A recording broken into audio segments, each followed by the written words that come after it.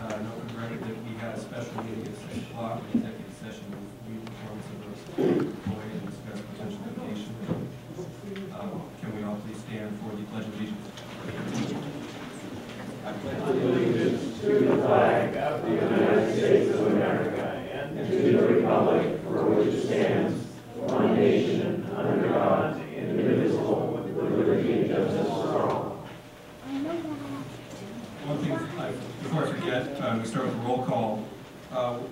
We have, of course, our birthday celebration today, and so we'd like to recognize all the former council members and mayors who are here. If you could go ahead and sign up, just so we make sure that there's a sign up list in back there, just so we make sure we officially recognize you tonight. That was wonderful. Can we go ahead and have the roll call, please? Mayor Brian Bennett. Here. Deputy Mayor Lucy Krakowiak. Here. Council members Jack Block Jr. Here. Rose Clark. Here. Bob Becker. Here. Joe McHilton. Here. Gerald F. Robinson. Here. Okay, next up we have the Citizen of the Year Awards. So I'll go ahead and read these for each of the award winners. We'll start with Michael Noakes. We have co-Citizens of the Year this year. And so this is a proclamation of the Burien City Council as to the effort to update the city's shoreline master program. And whereas Michael Noakes has served as a spokesman for the group and has been instrumental in crafting solutions based on hundreds of hours of research, negotiation, and technical writing to develop a work product worth thousands of dollars to the city and its taxpayers. And whereas the City of Burien, Mayor, and Council wish to convey their great appreciation of Michael Noakes for his service to the Burien community. Now, therefore, the City Council of the City of Burien, Washington, does hereby ask all Burien citizens to join together to honor Michael Noakes as Citizen of the Year 2012 and recognize him for his significant contributions to the City of Burien and the community. So, I think because it's a co-award, we'll go ahead.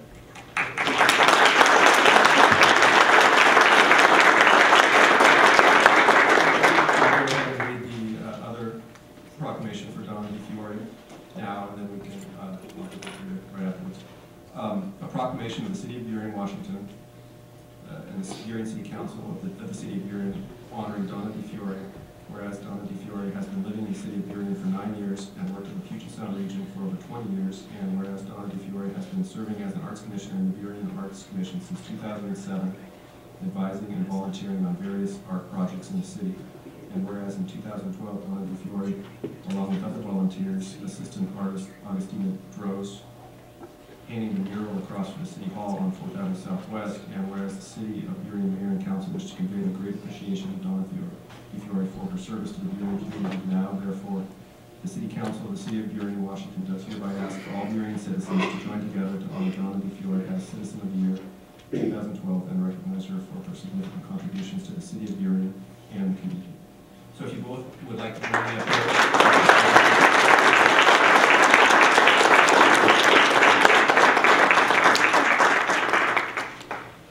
Is Donna here tonight?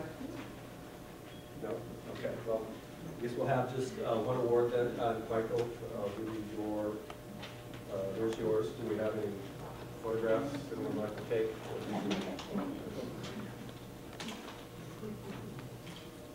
Okay, would you like to say a word? First, I would like to express my thanks to the members of the City Council and to staff of Burien for this very generous award. Thank you very much. I'm sure that anyone who participated in the Shoreline Master Program is aware that there were, of course, many, many dozens of people who gave very, very generously of their time in an effort to contribute to improving the SMP and helping the city in that effort. And I want to thank all of them for their great contributions and for the friendships I made along the way. Thank you.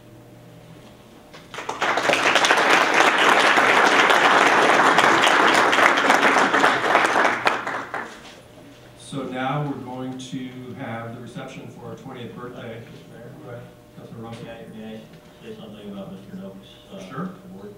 I had the honor and pleasure of working with Mr. Noakes on the committee that was reviewing the SMP, and he put in literally hundreds of hours of time that the city otherwise would have paid tens or hundreds of thousands of dollars in consultants' fees for, and created a database of waterfront property that I doubt is duplicated in any other waterfront community.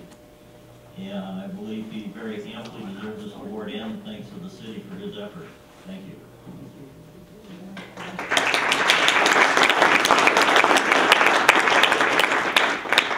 And as many of you know who went through the Shoreline Master Plan update with this council, I was adamantly opposed to the first plan that was sent to the Department of Ecology. Working with Michael, he went through every single concern I had, expressed why it was the way it was, and the rationale and the logic behind it. Michael single-handedly changed my mind about the effectiveness of the plan that Burien has come up with. I am just so grateful that you and I had the ability to communicate in the way we did. And you've just done great things for Burien, and I thank you so much. Thank you.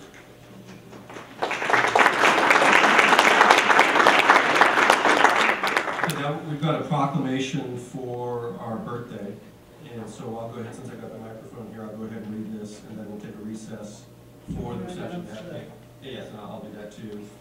And then, just so everyone knows, then after, we're going to break for about a half hour, and then we'll come back and continue with the meeting, and the public comment period will be after we have this reception. Good. So here's the proclamation of the City of Burien Council of the City of Burien, Washington, proclaiming February 28th, 2013 as Burien Cityhood Day.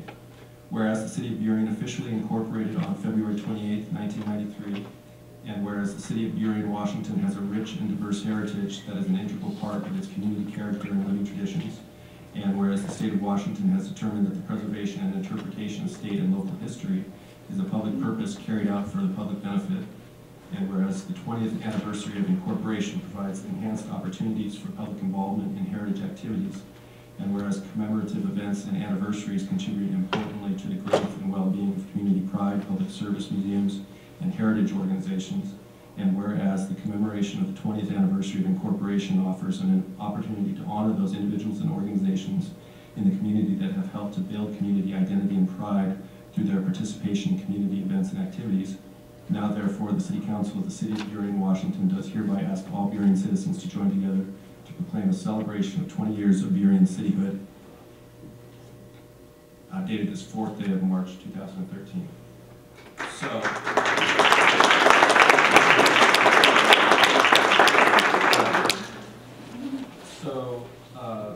I was just told that I think Donna just arrived. So let's go ahead and we'll take a break and give her her official proclamation here, and I'll come back and continue with recognizing officials and remarks here. Donna, would you like to come up?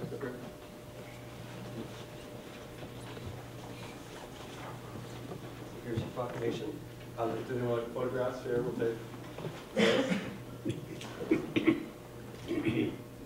So if you're welcome to say a few words if you would like, or just take it around. Please. Yes.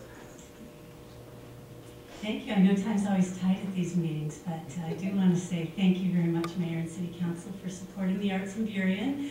It was a lot of fun to host Augustina Droz, the mural artist.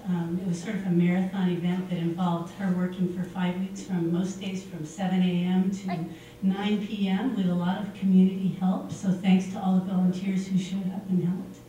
And I just want to thank all my fellow arts commissioners for just being really great people. You know, community service is a lot of fun because you meet great people, and a lot of great people live here in Burien. So I would have named them all, but it sounds like I should close. Thank you so much.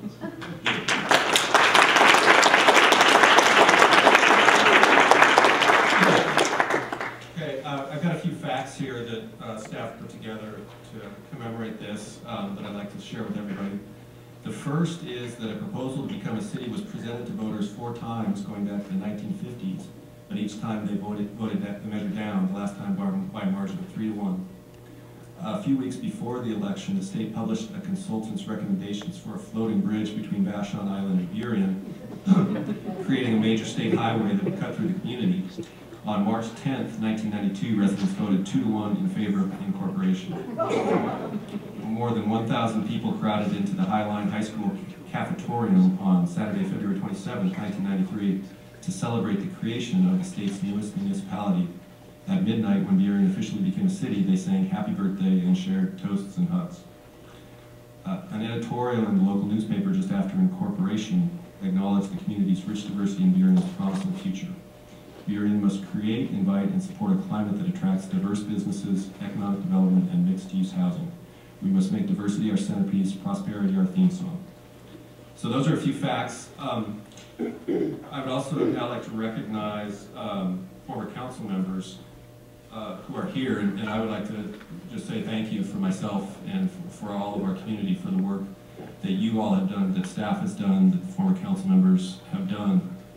Everywhere that my wife and I go, when we tell people we're from Burien, we don't necessarily tar ourselves with being involved in politics or government, but everywhere we go, people say they love to come to Burien, they love to come here for the parks, for the businesses, and we always receive very positive comments from people, and I think it's due to the work that our community has done and our community leaders have done, so I appreciate it very much, and I think we all do. So I've got a list of former council members and mayors that are here. If there's anyone I missed, please let me know. So Don Newby is here, former council member.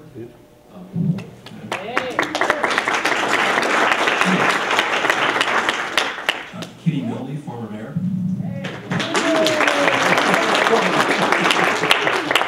Noel Gibb, former mayor.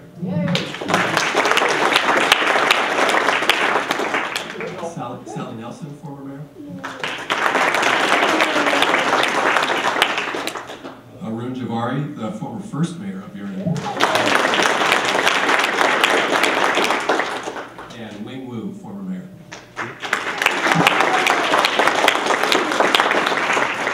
We also have tonight here Fire District 2 Commissioner Gary Hollick.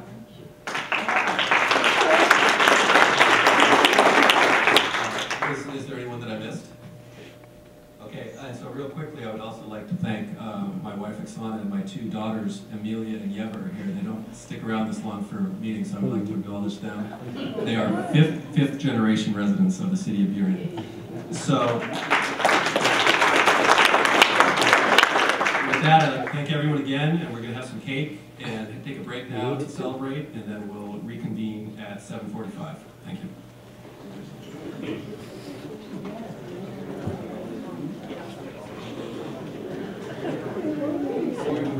Still on the, that's right, let's reconvene meetings, and while we're still on the subject of my birthday party, my wife pointed out that I was remiss not to mention the fact that we have former Mayor Gilton here sitting next to me, who's a very long time here.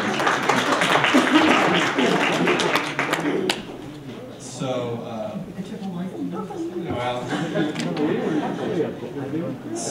the next item we have is agenda confirmation.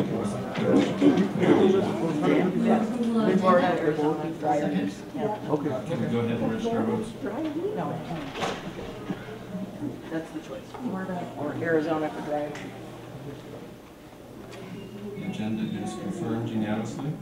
Next up, we have public comment. We have a very long list of individuals this evening. So if we can keep our comments as brief as possible, that would be great. Individual comments are limited to 3 minutes.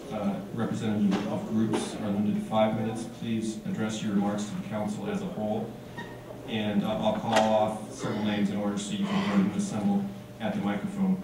First up this evening, we have Dick West, followed by Greg Duff, followed by John White.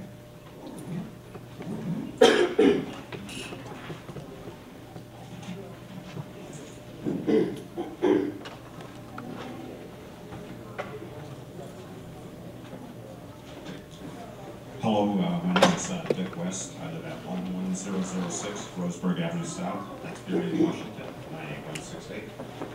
I hired a bankruptcy attorney to investigate the October 26th story in the Highland Times about the abandoned foreclosed homes. I believe I found evidence of mismanagement and misuse of city funds. The public record shows Chase received a free city cleanup at 11416 26th Avenue South. That was the house with the 40 yards of garbage. If you look at the overhead projector up here, you'll see this is page 3, and if you go down to the bottom, you'll see section 5 there, and this is where the house shows Chase Manhattan receiving the property at 11416 26th Avenue South. The effective date of surrender on this house was March 25th, 2010. That was 35 days prior to the dumping beginning, and that was 8 months before the city commenced cleanup. Instead of pursuing abatement action against Chase, the legal owner of the property, the city manager and city attorney chose to clean up the property with city funds. Since the city chose to not charge Chase for the cleanup of its property, I want to know what accounts were charged for cleaning up Chase's legal obligation. How many thousands of dollars were involved in this endeavor, and why were things done this way? And what I'm respectfully requesting of the council is that there be a due diligence report into this matter that covers the recovery of these funds, and that it be entered into the public record by August 1st. And on the recovery section, what I would like to see is an evaluation of the action against Chase, and if that is not an option, I would request that the council file a claim with your insurance company for lost city funds. Thank you. Thank you. Next up, Mr. Duff.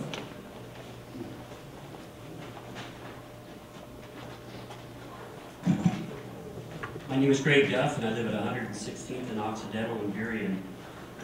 In the last election, I ran for city council.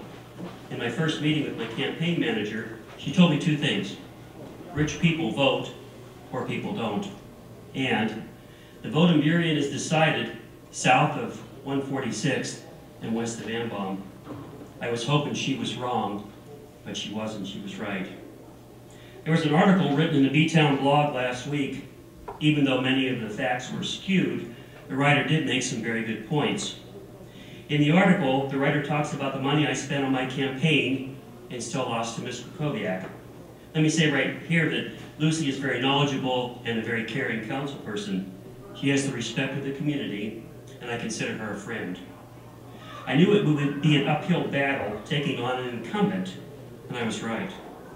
What was surprising is how little money, and unknown, as the article calls him, spent on a campaign to defeat Gordon Shaw. Mr. Shaw was also a very respected council person, and perhaps the most knowledgeable on the issues of anyone on the council, and yet he lost. What I took from the article is that it does not matter how much money you spend or where you are from, as long as you live south of 146th and west of Anbaum. You were elected to represent all the people of Burien, those that vote and those that don't vote. The people of North Burien have become the stepchild of Burien. We did not want to be annexed to Seattle for fear that the same thing would happen that's happening now. District voting is important to the citizens of Burien and North Burien, where our voices will never be heard. The opposition to districting is loud and united. Threatening emails have been sent to those who favor the change. Even today, my religion was attacked on the B-Town blog. I ask that you speak for the majority of the citizens of Burien, and not just a very small vocal minority. Please pass district voting. Thank you. Thank you, Mr. Duff. John White.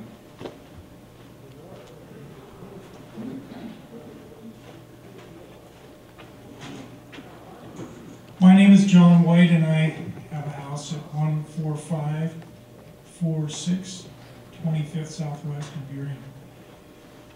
I wanted to come here and talk to you about the B-Town blog article that was written a few days ago. Last week, I came here and I spoke briefly about the drainage issues down at Eagle Landing Park.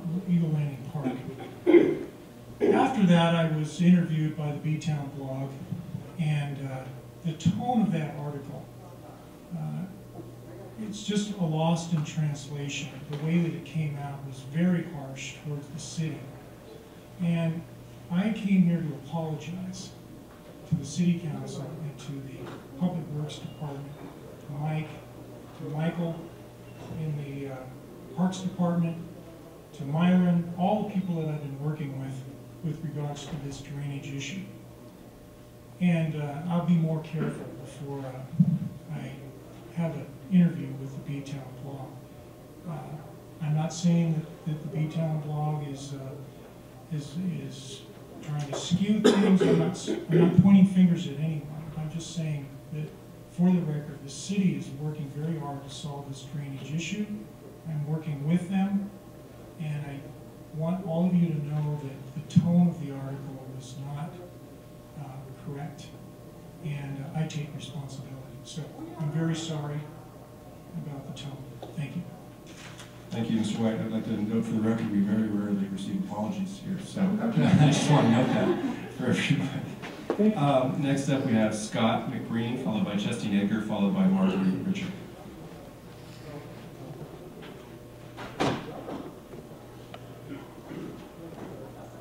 Scott McBreen, a Burien Boulevard Park resident since 1961, or I remember when Burien was still the wild frontier. Anyway, I have a business since this is our 38th year, tree and lawn business. It's on 15458 Des Moines Memorial Drive. Fortunately, it's on the border. It's in the city of SeaTac. I'm here to protest, I guess, the cost of the business license. I do business in Burien about 16 to 20 days a year, and the business license is $90, and my SeaTac license is $35, and it's held steady for years. The state of Washington business license has been steady at around 60 for years and went to 69, so kind of wondering why we can't get things in proportion here for business licenses. Because I do most of my shopping in Burien, and I'd like to be given a little bit of break. So that's all. Thank you. Thank you. Next up, we have Ms. Edgar.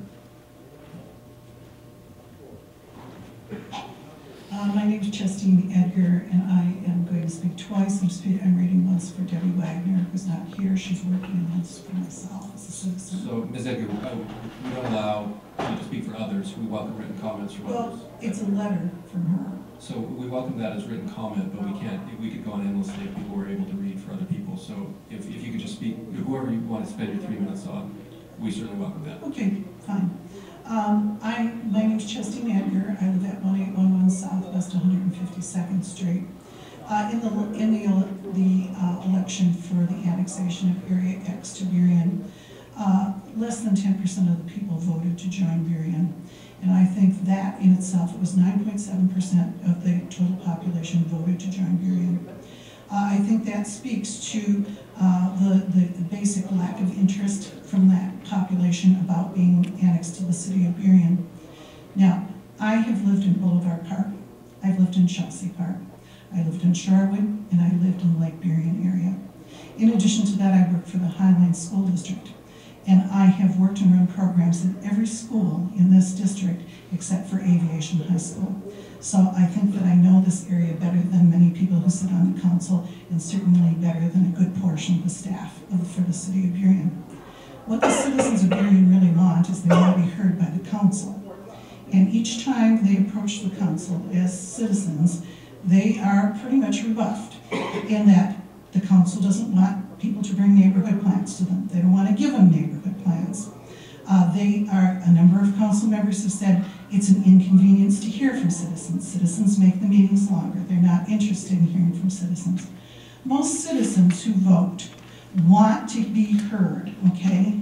People who have the nerve and the guts to stand up here, because it takes a lot to stand up here and speak, want to be heard and not dismissed. And it's, with this council, pretty much a group of four, they know how to count, who decide what's going to happen, and it may not be what's related to the citizen voice. So I urge you not to create wards. Citizens are not interested in wards. They're interested in you listening to what they have to say. Wards, as the research shows, guarantee two things. One, that incumbents will keep their seats, and two, that wards essentially will create areas for specific people to be placed in them. And the last election demonstrates that it is not how much money you spend, it's not from what area of the city that you run in, and it is not who you know necessarily, it is what the issues are, because we had people with lots of money who were incumbents who could not be elected. And it is not 148th is the dividing line that decides this. It is the issues that decide what people and who get elected to the council. Thank you for your time. Thank you, Ms. Edgar. Next up, we have Marguerite Richard, followed by Michael Fuller, followed by Gizmiska. Good evening, everyone. It's interesting you're celebrating a birthday. My mother's birthday is tomorrow, but she's no longer living. But this is Women's History Month, and I thank God that I even had a mother. And I thank God for women's history and the things and the battles that we still have to conquer as females.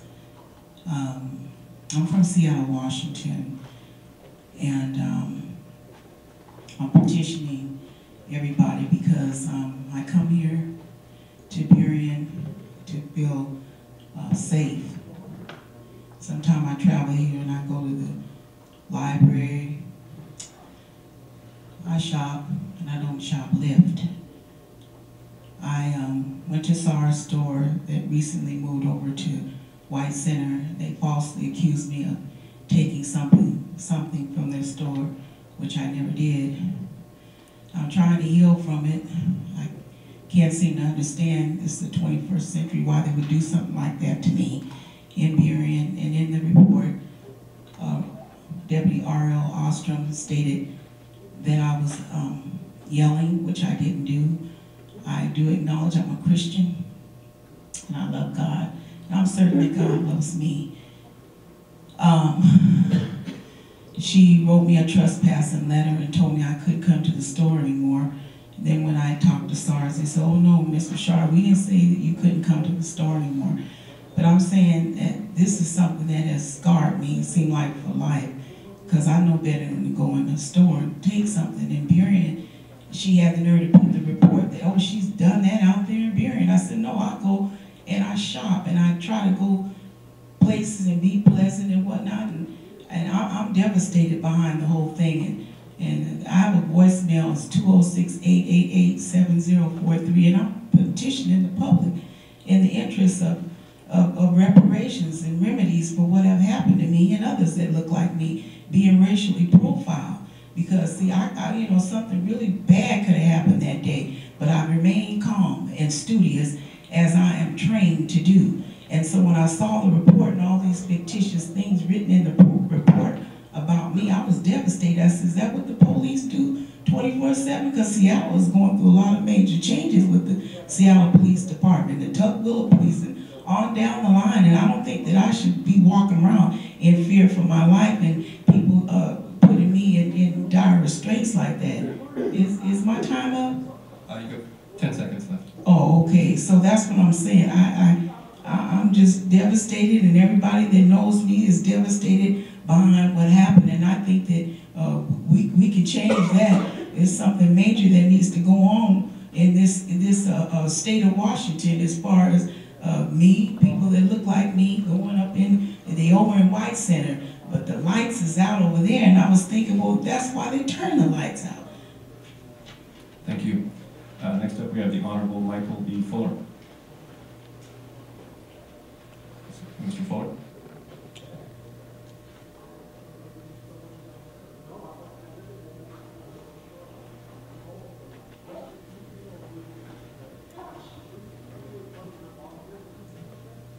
Yes, first I'd like to give thanks to my God for blessing me and for His grace and spirit, that I live before my God, grace and spirit, I shall die. I can't help it because I'm disabled. I can't help it because I was in a coma for 4 months. I can't help it because it took me 2 years to learn how to walk and talk again. But I'm holding each individual in RCW 2.48.210, your oath on admission, where you're in extraordinary abuse of the Federal Funding Act of 2000 and extraordinary abuse of American with Disability Act July 26 of 1990 and extraordinary abuse of Title 8 of the Fair Housing Act of 1968 and extraordinary abuse of Civil Rights Act of 1968 that was signed by Lyndon Johnson when Martin Luther King was living. And this is a sad day for Martin Luther King for what he stood for.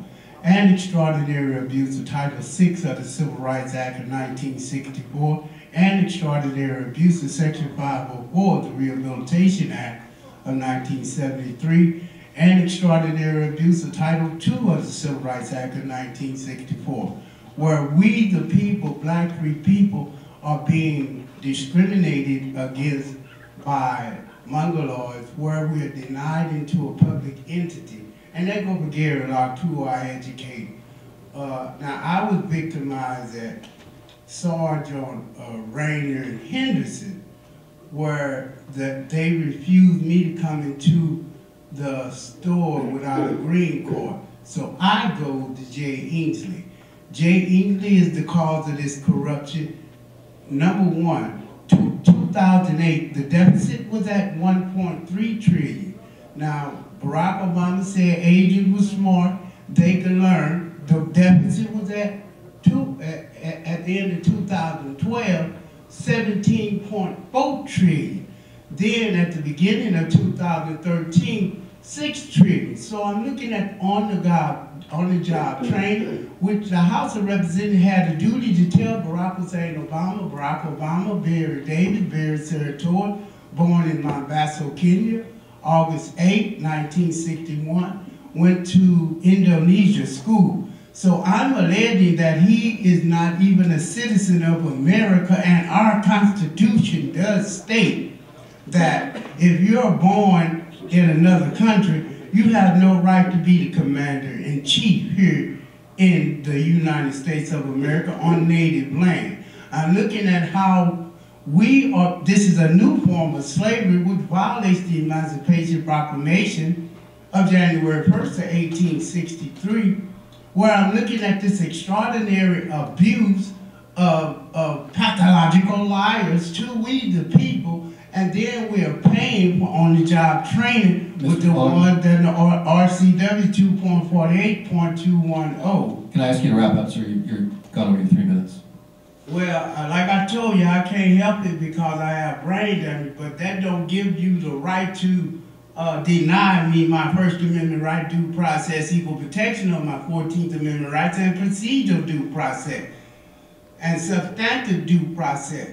And this, the reason I'm speaking out so aggressive because I'm an advocate for homeless veterans and families, racism, low-income housing, save our children in Ireland. I have traveled all around Washington State and across this nation over our homeless veterans and families, aging on, bipolar disorder, brain damage, cancer, PTSD, mental illness, where they're being victimized still today by the spies and enemies, and that's the agent and the Communist Party and Fabian Society. The Fabian Society states that politicians in America are stupid. Comments. So can I please ask you to... I'm just trying to educate you. Although I've got brain damage, I'm not stupid like the Fabian Society say y'all are. Thank you. Next up we have Good Space Guy, followed by Travis Butcher, followed by J.J. Comey.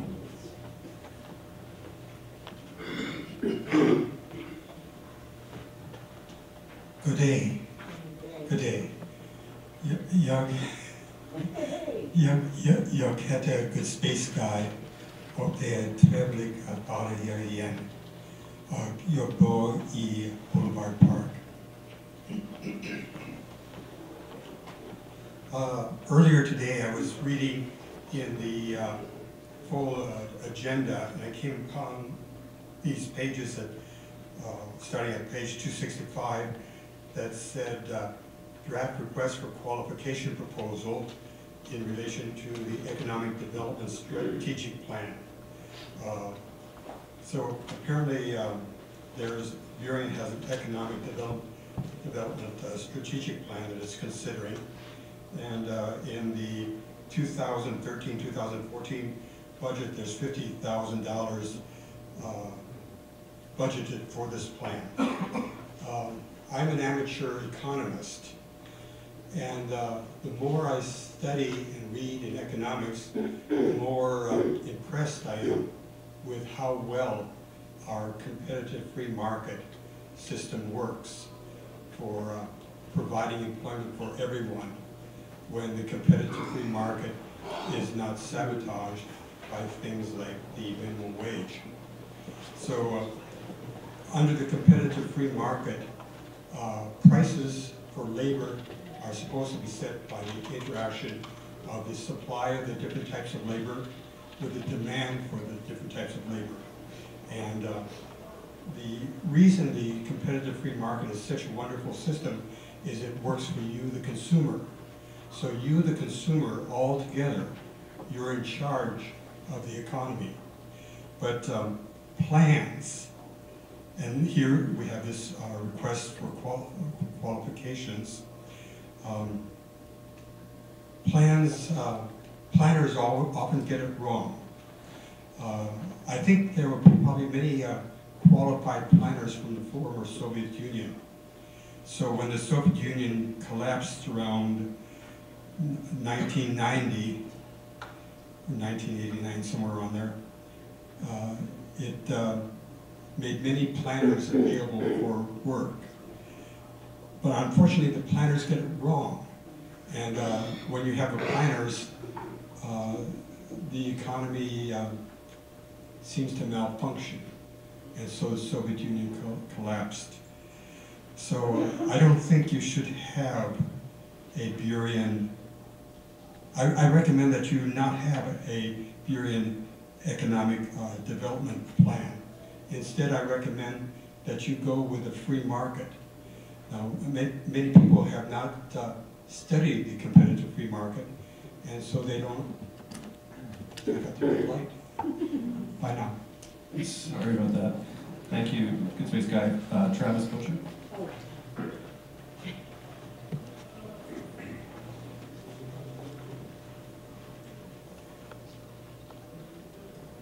Travis Butcher. I reside at 627 Southwest 128th Street, Burien, Washington, 98146. And I just wanted to just make a public comment. I'm a recent resident of Burien, and so if this is rehashing some old things that I'm not aware of, I apologize. But I was just informed from a couple recent publications about Lake Burien waterfront access. And I'd just like the council to kind of bring it to the forefront once again. I just may not be clear on some of the history behind it, but the Shoreline Management Act calls for physical access or visual access, and right now we don't have that, and I think it's something that should be looked at again.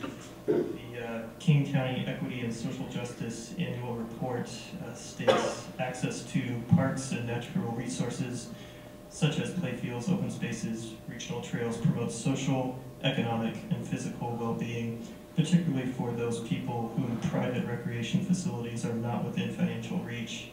And I just would like to see Lake Burien available for, everyone to have some access to, and the council has a lot of tough decisions, but I respect you all to make those tough decisions for us, and just if you can kind of put this to the forefront once again, I'd appreciate that. Thank you.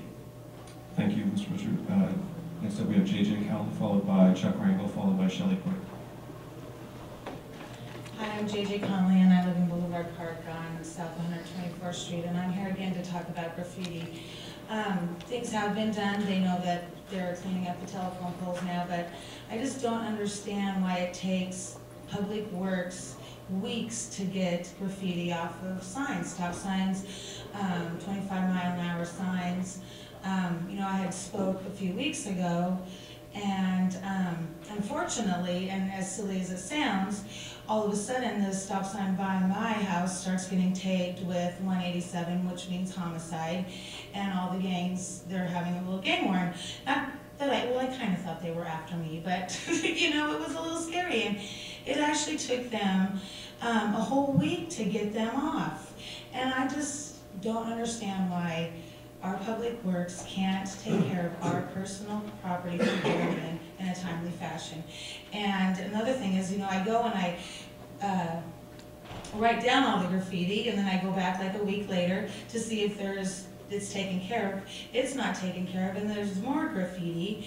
And if at any chance they do come and take care of the graffiti I reported, they won't take care of the graffiti that I didn't report on the new telephone pole. And it's just very discouraging. I know that there is progress being made, and I asked for what guidelines Burien has or policies they have for removal of graffiti, and all they do is tell me that taking care of the drains and clearing the leaves out of the drains is more important than graffiti. And I just personally don't think it's more important than cleaning up the graffiti. And I do know that it goes away, and I do know that if we stay on top of it, they'll stop. But if we let them have their graffiti up there for months and then remove it and then they graffiti it again in the months, they're just going to keep coming back, and we have a great community. We just need to get the graffiti off. And as I stand here now, so I don't have to go home and report it, Sears Beach, I was down there on February 13th. The whole wall is tagged all the way down to the playground. And then I went down there on Sunday, it's still tagged. Is our Parks Department going down and cleaning the litter off of the beach or checking those things? It's been 3 weeks and it's still there. And we were there on Sunday, it was a beautiful day, and thousands of people were down there. And they have to look at this graffiti, and I just think it's sad. So I hope the city of Burien can come up with some kind of policy to get it removed in a timely fashion. So, thank you. Thank you. Next up, Chuck Ringel.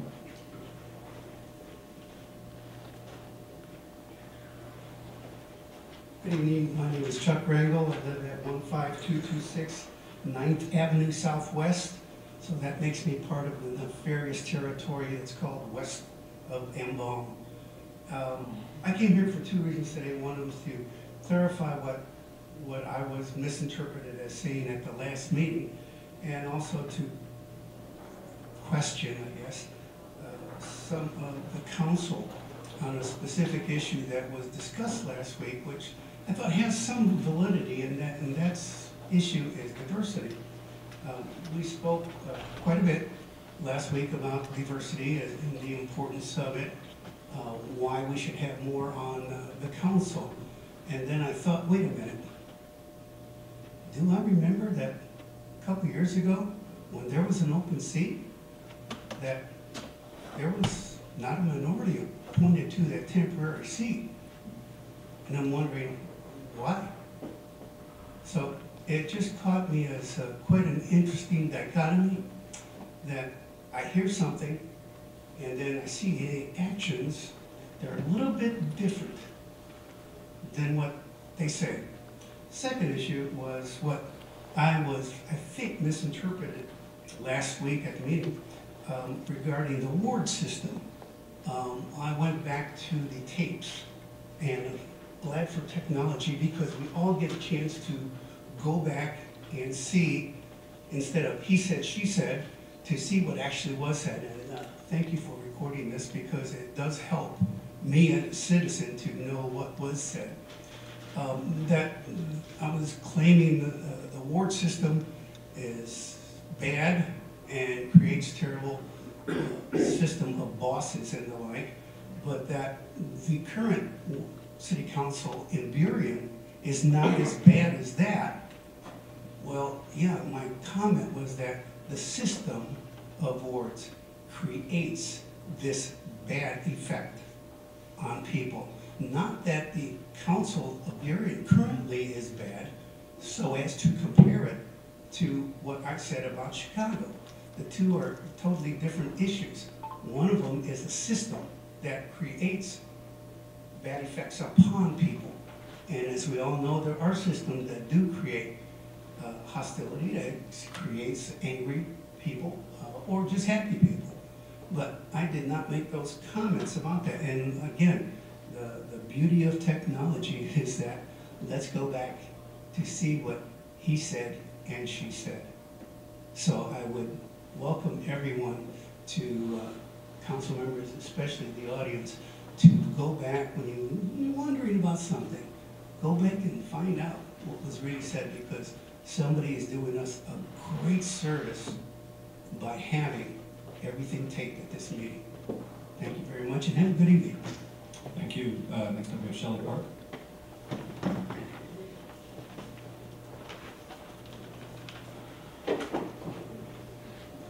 Hello, I'm Shelley Park. I live at 3106 Southwest 169th Street, Burien. I want to appeal to you, the City Council, to take into account the proven effects of the arts and culture on the economic development of a city. In order to draw people to Burien and bring their disposable income, we must have more than a cute shopping district and car lots. We do have beautiful parks and other amenities, but currently that isn't enough. Also, many small businesses in Burien are feeling the pinch. We have lost quite a number of the small businesses.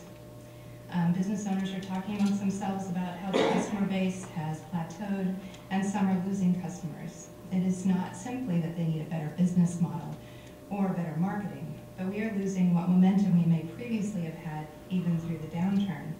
They want something to happen to spark outside interest in our fair town. There are many citizens, myself included, who are more than happy to create what we can to market our city and create interest and enthusiasm so that people can't help but want to come see what is happening here.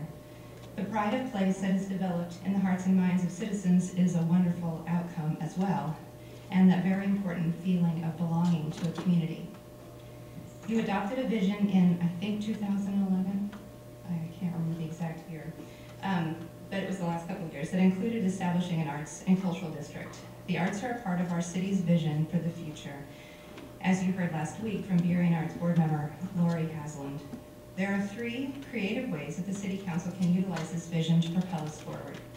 The first, the City Council can pave the way for drawing dynamic, creative activity to Burien by adopting the ordinance, which will establish the Arts and Cultural District. I offer again to send to any of you who are interested studies outlining how other cities and states have used arts and cultural districts to bring new life and economic vitality home. The City Council can also make sure that arts and culture are part of the economic development plan for Burien, and that a holistic vision is brought to the table from here on forward. You have 4 main citizen advisory boards. Each board is peopled with citizens who specialize in different areas of concern in the city. The City Council has chosen these citizens for their experience and wealth of knowledge.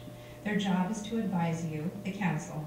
The city staff can only do so much, and they do what is asked of them by the council. The vision of city staff is limited by time and budget. Many staff members don't live here and don't have the emotional investment, and it's a job. You as council members give as much time as you have to do the best job you can, and the citizen advisory boards were created to flesh out that equation. In order to get the most out of the advisory boards, they must be able to communicate with each other.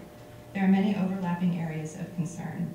If each advisory board functions in a vacuum, they are not utilized to the best benefit of the city. Burien's advisory boards are invested in realizing a better Burien as citizens. They must be directed to work together and utilize each other's strengths, knowledge, and expertise. It is in the best interest that a healthy line of communication is opened and a mechanism is developed to allow for this communication among boards, council, and city staff without overburdening city staff. Ms. Park, can I ask you to wrap up your 3 minutes of that? And that's pretty much done. Except that I also do support districting and with like 5 districts and a couple of at-large. And I don't think there's a lack of interest in voting in the areas that are not represented, but maybe a lack of being heard and a lack of hope. And district could bring that pride of place back to those corners. Thank you. Thank you. Next up, we have Quentin Thompson, and that's the last person signed up. So if anyone else would like to testify this evening, please go ahead and assemble at the podium, and we'll take you in order. Mr. Thompson. Good evening, council, and good evening, audience. First of all, I want to say happy birthday to the city of Burien, and also it's nice to see formal council members here tonight for our birthday celebration. And I just want to say thanks to the council and also the council members from 1993 that helped the city of Burien become a part of, we were unincorporated King County, and it was nice to be in the city of Burien in 1993 for annexation, and in the time that I've been in the city of Burien, it's been a pleasure to work with the city council and the city of Burien as a volunteer, as well as the King County Sheriff's Department, and I believe Scott Kimmer is here as well, and he is now the chief of police, and I've also had the pleasure of working with crime prevention and also Scott Kimmer, and I can't say anything bad about the department because they have been a great organization to work with as a volunteer. And I want to say thank you to Miss Levine because she just commented to me tonight how well I get around with my disability because I'm in a wheelchair, and she commended me very highly for the things that I do, not only for myself, but for the city of Burien and also the citizens of Burien, and I'm glad to be a part of it. Thank you very much, and I hope you have a great evening. Thank you very much, Mr. Nelson. So anyone else who'd like to testify, please go ahead and state your name and address for the record. Joey Martinez, 429 South 189th Street, Burien, 98148. I'm here to do my Marco Rubio impression. Just kidding, I'm sorry. I'm here to speak about the districting. I'm on the fence. I've got public knowledge. I'm a candidate for city council. I'm not really sure which way to go. If it's done right, I can support it. I've been listening and reading everyone's comments on various local sites, and as well as what people have been saying. And I really got to say Mayor Nelson's comments about the districting really struck a chord with me. So I've been racking my brain since she said that, and I've been thinking, you know, she's really done a lot of good work. And if this council does consider districting, I would hope that they use her good work to help set up those districts. Thank you very much. Thank you.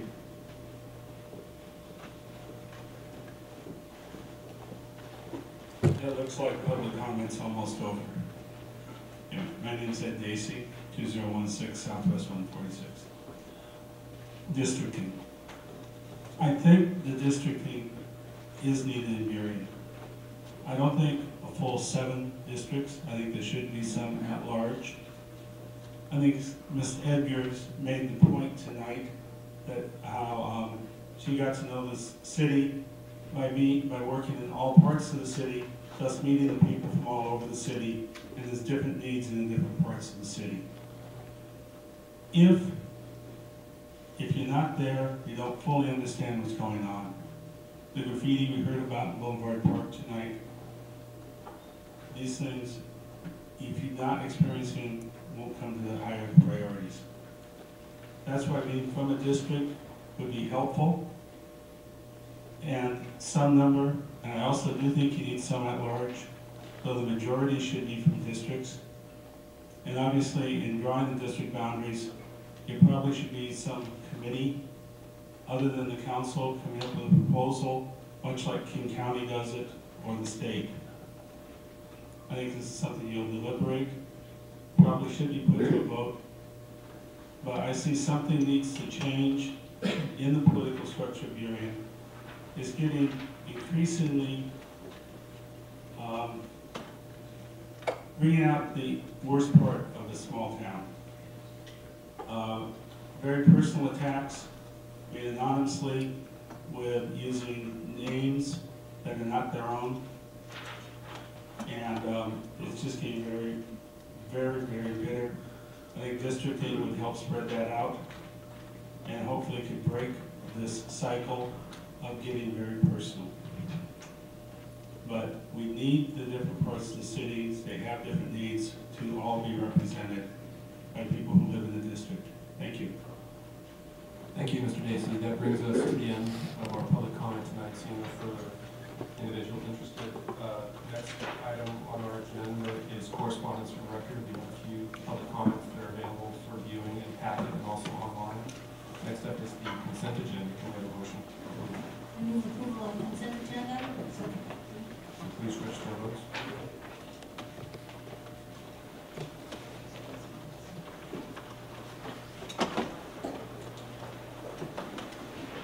Consent agenda is approved unanimously. Ms. Martin, do you have anything you want to talk about? Yeah, Mr. Mayor, just a process check. We got kind of a late start tonight for all kinds of good reasons. And I wanted to just see if council wanted to stick with the agenda as presented for next modifications. Yeah, I appreciate that. We are actually approaching 9 o'clock already. So is there anything, I know that the zoning discussion is going to be very substantial. So if that's something that we could move. So the items that we really need to, item A is presentation, the clerk's clear, I believe. Items E, I would suggest because it's been on the council agenda for quite a little while. And item G is time sensitive, the rest are at your discretion. Okay, so I guess I would take that proposal and go ahead and take those in order, and then we can do a check and see where we're at, if that's okay with everyone? Okay, looks like we're getting enough head nods. So let's go ahead then and start in that order. So we'll take item A first, a presentation of the annual report by the Southwest King County Chamber of Commerce.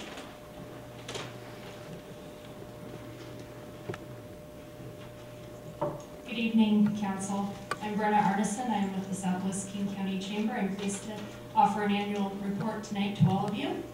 I want to wish Burien a very happy birthday, and I'm honored to share my own birthday with Burien, so great to meet everyone tonight. I'm going to brought candles and one of them. Aw, thanks. In your packet, I've included a copy of this year's chamber directory. You'll also find a copy of the year-end report written to the City of Burien, our latest e-newsletter, the latest weekly bulletin, and our 2012 South Sound Chambers of Commerce Legislative Coalition's 2012 legislative priorities. Tonight, I will focus the majority of my comments on the 2012 achievements and milestones. In 2012, the Chamber took the lead responsibility in partnership with the City of Burien in the Independence Day Parade and looks forward to doing it again in 2013. Mayor Brian Bennett was a speaker at our April membership luncheon, along with Mayor Anderson, Hagerton, and Kaplan. The Chamber held a state legislative candidates luncheon in October, which featured candidates from the 11th and 33rd legislative districts. The Chamber and Discover Burien worked together to hold an after-hours in March, along with a holiday business mixer in December, which had over 150 attendees. We did a ribbon cutting for El Dorado West Retirement Community in Burien in July. Events in Burien over the last year included the November luncheon and April and May breakfasts at Puget Sound Skill Center. Rainier Golf and Country Club was the venue of the luncheon in April and December. Chamber staff attended the grand opening celebration of CARES in July. And we had a student from Highline High School who was awarded a $1,000 scholarship from Republic Services through the Chamber's Success Foundation. A student from Puget Sound Skills Center was also awarded a $1,000 automotive studies scholarship. Business as usual, we continue to provide bookkeeping services for Discover Burien and also to be represented on their steering committee. We participate on the Burien Economic Development Partnership. We started a new tradition at our January membership luncheon, the annual recognition and awards luncheon, which recognizes outstanding businesses in the community. Our 2011 winners, which were awarded in 2012, included Small Business of the Year for a mini storage in Burien, and our Business Advocate Award to Judy Couvert of Printcom, a Burien business owner. The 2012 winners included Outstanding Community Service to Highline Schools Foundation. We also had a Texas Hold'em tournament in fundraiser, which replaced our golf tournament. That was a lot of fun. We attended Burien's birthday celebration in March. We continued our participation on the South Sound Legislative Coalition. You'll see in your packet, I provided our legislative priorities. And with that, we participated in the legislative breakfast and the Day in Olympia. Our partnerships with Burien, SeaTac, DACOLA, and the Port of Seattle continued in 2012. The city had monthly articles in the City Beat section of our newsletter, The Business Advocate, and presence in the regional community. I continue to represent the Southwest King County area through membership and participation on several regional boards. The Chamber participates in the Southwest King County Economic Development Initiative Steering Committee and Executive Committee, among other groups that support the economic development of our Southwest King County area. In 2013, the Chamber will continue its participation in regional transportation issues, watch projects and issues in our region, and strengthen the Chamber through increased memberships and member promotions. Together, the City of Burien and the Chamber form an important partnership in making Burien a great place to do business. We can be proud of the many outstanding accomplishments of 2012. Thank you so much, Burien, for partnering with the Southwest King County Chamber. Thank you very much. Do we have any questions or comments? Oh, we have them with us?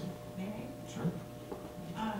We had our first meeting today for the parade, so we're not planting anything.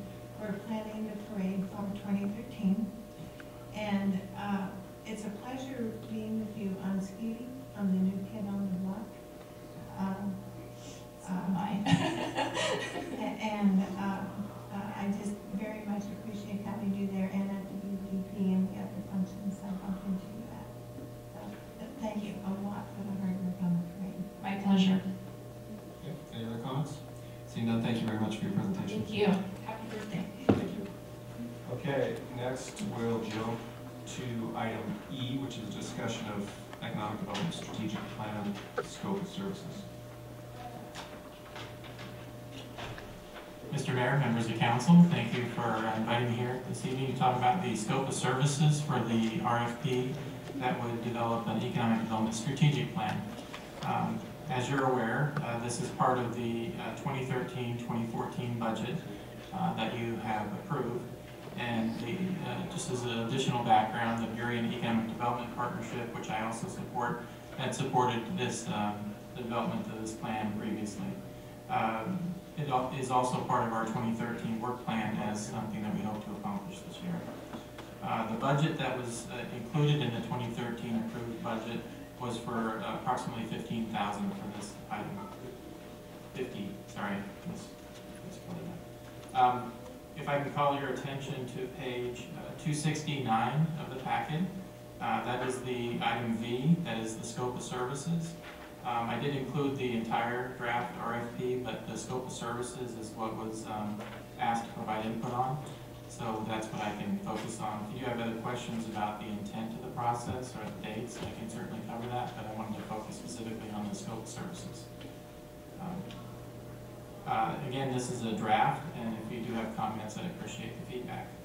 So items A and B are roughly the analysis and information that forms the background that will help give some of the analytics that looks at where our strengths are, where our weaknesses are. It also gives us some more detailed information about, also about somewhat how the economy views us, not as much as how we view ourselves. So it's always good to, when you're doing a strategic plan, to get that perspective. Items C and D are some of the development that would be taking some of that analytical work as well as some of our community input and really developing specific ideas that are regional and city-specific. For example, item C is talking about our medical and wellness sector as well as airport and port-related logistics. Those are suggested clusters. If there are others, such as the arts or retail, that you are interested in getting more specific on, then certainly we could add that as some of the sector analysis. Item D also delves into some of our issues here with our north-south corridors and the linkages that they provide and the business opportunities that are there. And that covers the 3 corridors of Des Moines Memorial as well as First Avenue and Ambon. Then we also have some special study areas that that we can consider for industrial and commercials, for example, near the Northeast redevelopment area. We also wanted to have the consultant take a look at our economic development partnerships and give us some recommendations on that. That includes Discover Burien, the Chamber, Ski, and how are we leveraging these? How could we be more effective participating regionally as well as internally? So that was an important part of how we can how we can make that fit into our strategic plan.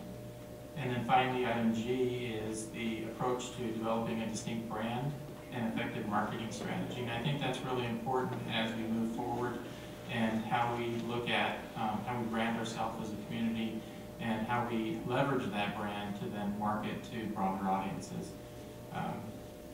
It depends on how much of the scope we can accomplish with the budget we have. It may be that we have to do a beginning of a strategy there, but there may be more in-depth work that would need to be done on a marketing strategy, just being realistic about how much this would stretch.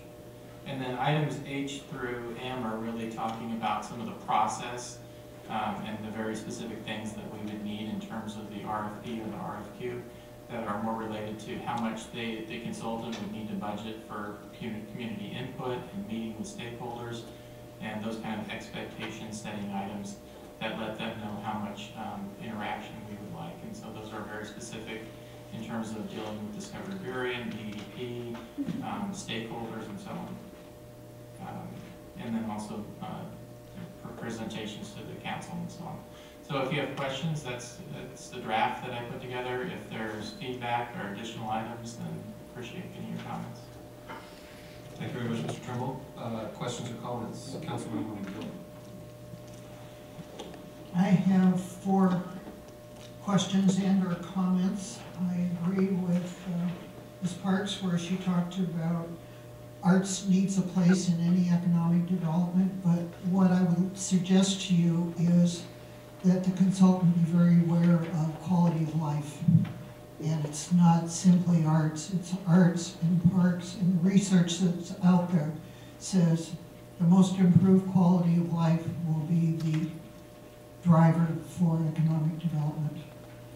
Secondly, I don't see any mention in here about specific areas that will be part of this scope.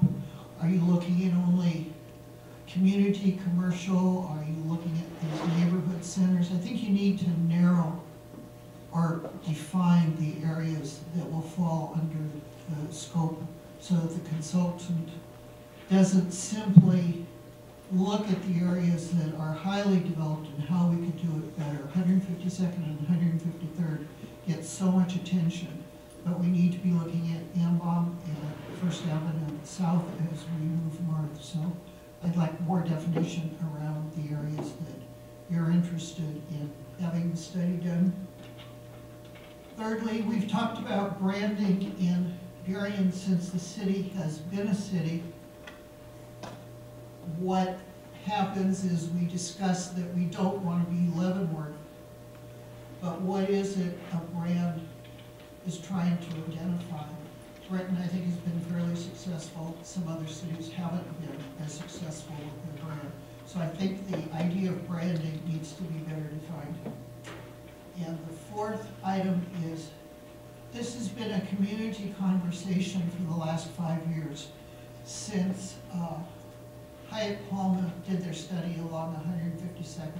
There's a lot of community interest, and I would think the consultant would be better served by having a series or one of a stakeholder meeting before they really define what the scope is, to get some of the community input, so that we don't come back in the public meetings after the draft has been established and the community says, no, this is what we had in mind. But I think broader is better than narrow. Thank you. Thank you. Councilman Ross. I agree with Councilmember Gilden's statements. I'd like the strategic plan to look specifically at what the effects of creating an agriculture district would be, what would be needed to do that, and benefits and possible pitfalls, what we have to do. I think that's, from the reading and the study I've done on it, it looks like that might be a way to develop plans for the city of Burien around an arts and culture center like that. And so I'd like to get more information on that out of this. I agree that it needs to look at the entire city. We have several economic nodes that are outside the downtown area, and I think all of those need to be included in the strategic plan. And I like the idea of starting with some community outreach and maybe a stakeholder meeting before we get too far into creating a plan, so that the consultant has a broad-based community input before they actually get started on writing stuff. Councilman Grant. Thank you. I agree with what has been spoken, especially the element of having the vehicle or process to interface with the public to get a sense of what services or businesses that they would like to see, what kinds of businesses they would patronize in the long term. And I think that's really important to get their voice. A couple other voices that may be buried in some of these, but I didn't see it explicitly, might be, and I put it under number A. Perhaps they can also review historically which businesses have prospered, failed, or left, and why. What are some of the reasons behind that? And I guess there might be some nuggets of information there. And also, the members of the BDP have been pretty strong proponents of businesses in Burien. I would suggest that they may want to look at interviewing past members of the advisory board to make sure that we get their perspective of what's worked in the past. I think the last thing that hasn't been covered is that we may want to also vote, as we look at the various nodes in various sections of the city. I think one of the main drivers in our area is the small businesses, and we need to somehow focus on what small business strategies for locating and staying in the city can help support them to be successful. Thank you. Councilmember Paul. Thank you, Mr. Mayor. My biggest concern about this as we move forward is action and follow through.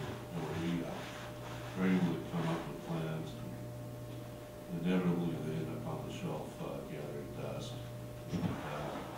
I've heard from many of our residents that they want to see action, especially with our business core and our empty storefronts. And so I want at the very onset for this to be an action plan. I don't want it to be an economic plan. I want it to be an economic action plan. I think it's important to get that message out, not only to the people participating, but also to the residents, that this isn't going to be something that sits on the shelf. This is going to be something that we're going to move on. As we look into our economic action plan, I want to have us explore some of the successes that we have and how we can capitalize on those. An example I'll cite is the trading store on 152nd. This is a small business that has a regional draw, and so it draws people from throughout Western Washington to this business to shop there. And when those people finish shopping, they go to other businesses in Burien. This is the type of business I like to see us explore, attracting to Burien. We have to look at how we attract business. It's not just a staff member going and talking to a business owner. It's going to take work from all of us on the council. We're going to have to step up and accompany Mr. Trimble makes a call on a business, say, hey, you know, we're council members. We want your business here in Burien. Like I said, I want this to be an action plan. You know, branding, you know, everybody does branding. You know, it isn't a matter of branding. It's a matter of action and follow through. Again, we can't afford to have another plan that sits on the shelf. There was some talk about capitalizing on our arts community. I'm fully in favor of that. I'd like to cite the example of Edmonds, where they have a performing arts center, much like we have a performing arts center here in Burien. What I'd like to see us do is to capitalize on that facility just down the street here, drawing national acts and attract people to Burien. Not everybody wants to go listen to music or see an act, wants to sit in a smoky casino. They want to be able to relax, enjoy themselves, and listen to music. And we have an opportunity here in Burien, with our close proximity to Seattle and our excellent transportation options, to move forward on that. So, you know, there is an important part for the arts to take place in this. And anyway, as we move forward, the most important thing is to get buy-in from the community, not just from the business community, but from the citizens as a whole, because they are the ones that are going to be supporting this program. So as we move forward, I hope that we do everything we can to include our citizenry, not just the business community. So thank you. Deputy Mayor Krokop. Thank you. So I concur with Councilmember Middleton and Robinson about the importance of stakeholders and having one kind of a pre-meeting. It mentions on page 269 that the request would be for up to 3 community visioning workshops and up to 3 meetings with city staff and key stakeholders. Do we have a target number? Are we looking at 2 and possibly 3, or I would hope that we get a little more specific, because the way I'm reading it now, we could have a minimum of 1 and still fit the scope of services. So could we firm that up a little bit?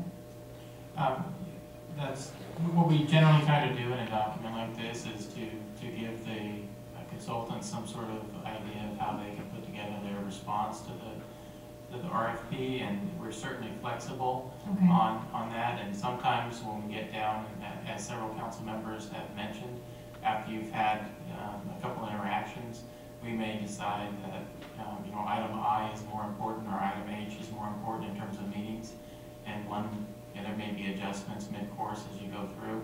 So the up to leave some of that flexibility in there so that you can change the scope rather than be more specific about one here and one there. Thank you. And then the second and last question is, I believe staff did a little bit of work with a little ad hoc committee for economic development, and I was wondering, I don't know what came out of those meetings, but will that information be shared with the council, and then will that be incorporated into this proposal?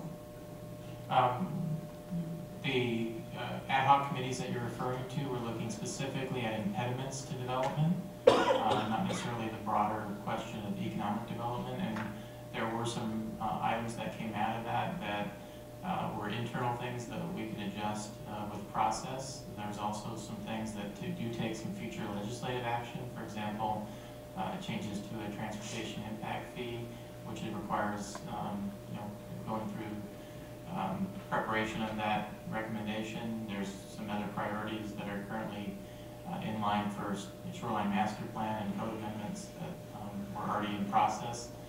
So we've talked about potential timelines for that, but it does need to, for lack of a better term, wait its turn. So there were some recommendations that came out of it, and we do anticipate some future items coming before you. We anticipate those in the future. Thank you. Councilmember Clark. Thank you. I agree with the comments that the other council members have made. I won't go through them all since they've been repeated, but I want to point out that arts and culture is great, and Shelley was kind enough a few years ago to send me some documents pertaining to art and economic development, and it was a wonderful thing, and I want to thank you for sending that to me. But history is also a part of our culture, so I just don't want that left out.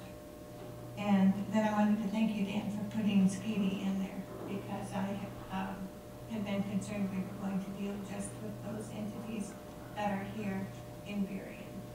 And I'm pleased to see that Skeety is one that will be looked at also, so thank you. Councilmember Rawson? Yeah, I wanted to respond to some of the comments. One of the things I was pleased about the request that I saw was specifically paragraph F talks about review and analysis of economic development partnerships. And one of the things I've talked about here, and I've talked to members of the BEDP about, is more cooperation, more work with the BEDP, more involvement of the BEDP in economic development of Burien and attracting and retaining businesses in Burien. And then also the sections K and L. This doesn't just call for a strategic plan, but it calls for an economic development action plan and the development of performance measures for that plan.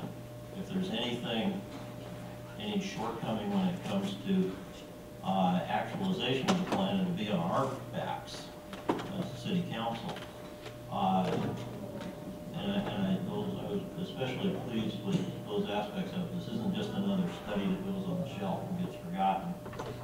And hopefully we'll follow through on our end of it and make sure that things get implemented that need to be implemented. And so I would like to especially make sure that they take a look at the economic development factor. And I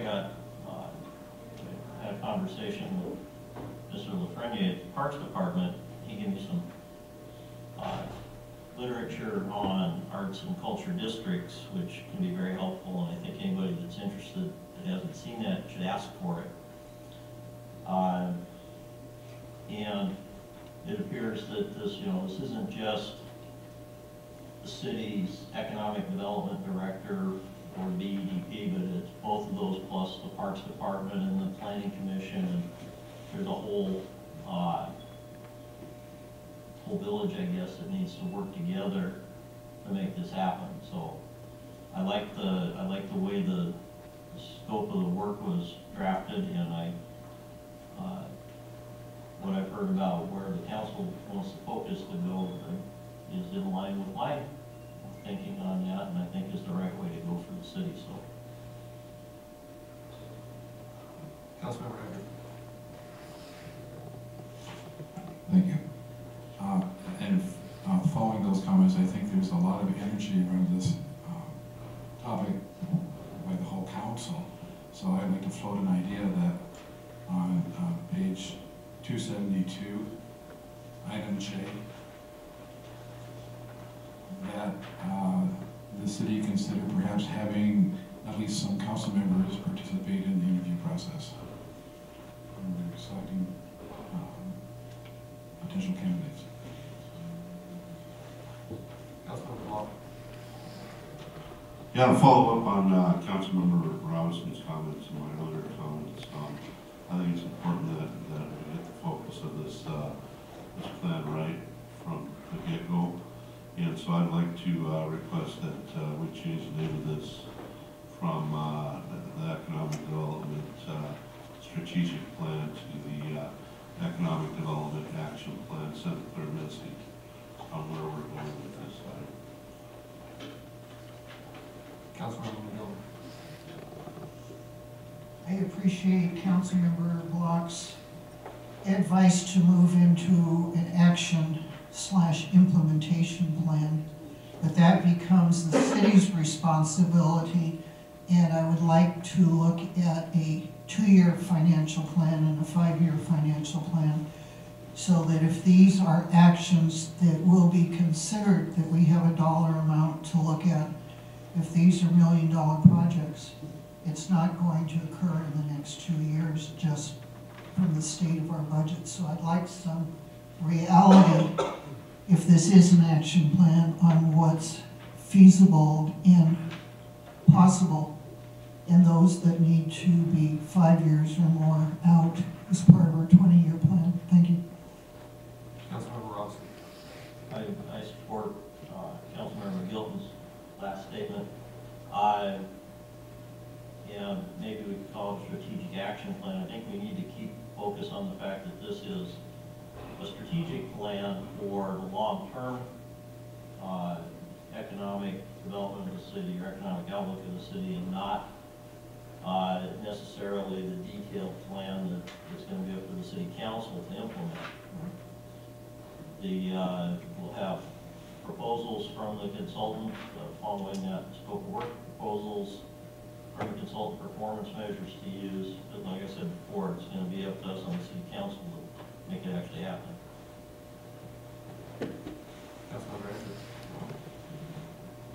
Thank you. I think along those lines also, while it might be a 5 or 10-year plan, I think somehow we need to come up with something in the short term also that can help the current situation that many of the businesses are in. So perhaps there's some near-term actions that could come out of the initial plan that we could start working on sooner than later. Okay, seeing no further comments, questions, Mr. Trimble, do you have the direction you need on this? I did want to have one clarifying question for Councilmember McGilton on the more specific item. I did have your corridor analysis for First Avenue, Ambon, and Des Moines Memorial. I hadn't included 152nd, and so I was wondering if there were particular areas within those corridors that you were looking for more specificity, or if those were the ones you were looking for. Because those do cover all the way up to Boulevard Park, or all the way up and down Ambon. You said Ambon was one of them. What about 153rd? That's been a conversation that's been going on for quite a few years. I hadn't included in that. We've already done, I think, some pretty in-depth analysis about what that would entail. If you want that revisited, we can include that, but I think we kind of know what that is and what it would cost. But if you want to revisit that or update that. Could we include that report as an appendix? So it's all in one. You could include that information. Yes. Okay. Yeah, I agree with Councilmember Gilton that this is supposed to be a strategic plan for the city, so we need to tie everything together. I agree that we will. Okay, so we've got, and then the naming issue, support for strategic action plan. Oh, okay. Thank you very much, Mr. Trimble. So next up, we're going to skip ahead to item G, discussion ordinance 578, granting the franchise to Zayo Group LLC for installing fiber optic cable in city rights of way. Thank you, Mayor and Deputy Mayor and Council. Craig Knudsen, City Attorney. I'd like to direct your attention to page 335 of your agenda packet. There's an agenda bill there that describes and summarizes the action that is before you tonight. Actually, the action itself can wait until your next meeting, March 18th, if you're so inclined. This is a proposed franchise ordinance that would grant a franchise to a company named Zayo Group, which is headquartered in the Denver area, and as I've indicated in the agenda bill, is a rapidly growing company that would like to install fiber optic cable in Burien. We would be part of their business plan in the state of Washington, which has been attempting to acquire franchise rights along the I-5 corridor and the I-90 corridor. So the franchise, and we have two representatives from Zayo here this evening, and they can answer questions. I think one of them would like to make a brief statement of introducing the company to you. They approached us in June of last year, asking us to consider a franchise. Staff, the Public Works Director and myself primarily, have been the ones meeting with their representatives on several occasions, negotiating a document that's before you tonight. It's a fairly standard franchise ordinance.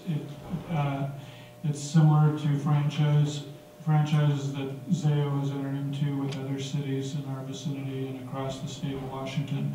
I've highlighted for you some of the specific key terms of the franchise ordinance. But before I go through those, I would like to mention that there's also a map in your agenda packet at page 369, I believe. And the city clerk has an overhead to show where their route would be through Burien. And you'll see that if you can, it's the red line up there that starts at the north end of Burien along 4th Avenue. And then it's probably easier for you to see in your council packet. And then it veers and continues its path along 138th, I believe, or 136th. And then there's two locations where there's spur lines that you'll see that would connect the cable route with two Verizon cell towers. So the immediate business plan of Zayo and Burien is to connect those two cell towers to fiber cable to meet the needs that are associated with smartphone data use that those cell towers can't currently accommodate. And Zayo's plan is to try to get those cell towers hooked up this summer. So that's why there's some need for urgency from their perspective to get this adopted in the next month or so. So the franchise would be for 5 years with an automatic 5-year renewal.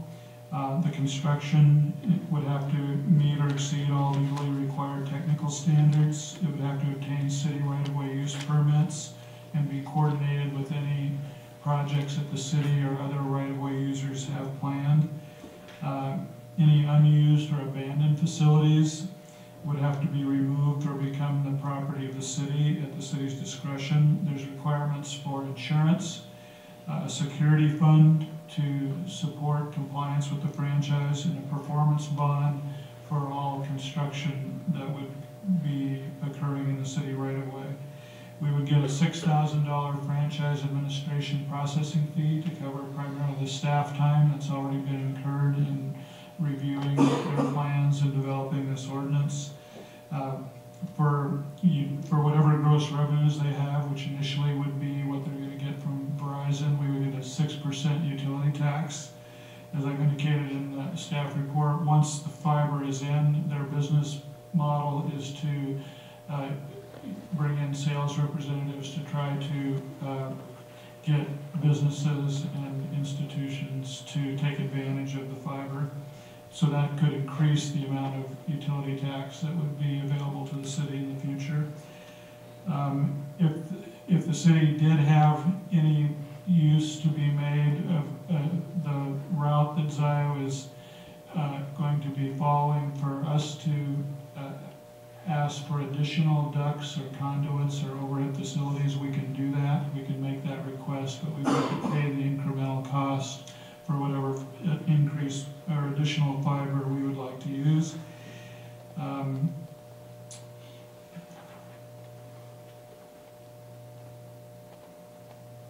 I think it was a successful negotiation of the franchise, and hopefully the company would be successful in its Burien operations, and the city would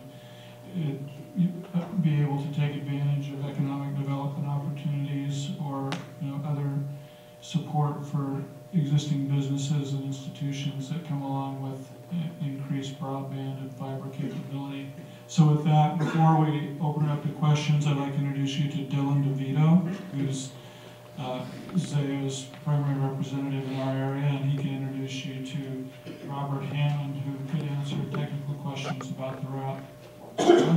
Thank you. Good evening, Mr. Mayor, City Council. My name is Dylan DeVito. I'm Senior Director of Network Development for Zayo Group. Mr. Knudsen did a great job of kind of describing what we do and who we are, but just to give you a broad overview, we are a telecommunications company based in the Denver area.